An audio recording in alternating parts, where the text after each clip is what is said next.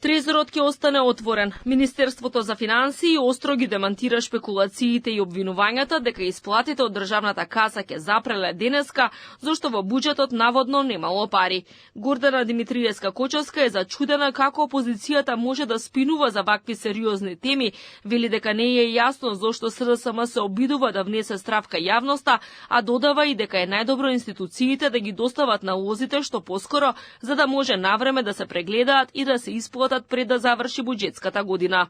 Како може, што затвараме, ќе одиме на скијање.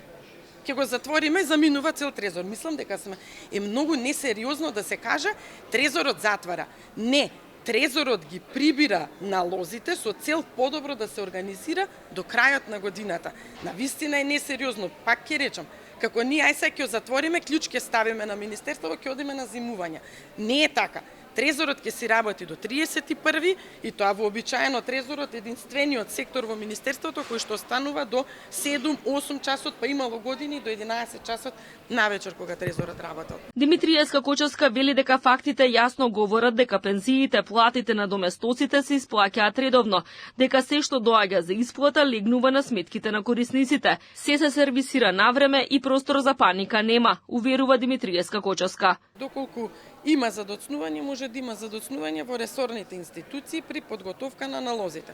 Од она што го имав добиено како податок од Министерството за социјална политика, демографија и млади беше дека имаат некои нови подпишани решенија кои што чекаат да се стават во системот и да оди исплатата наеднаш. Тоа може да го проверите и во рамки на самото министерство, решенија кои што не се подпишувале почнувајќи од септември месец, бидејќи сме биле во избори. Така што не станува збор за тоа дека трезорот не исплатил нешто, туку напротив налози немало во системот.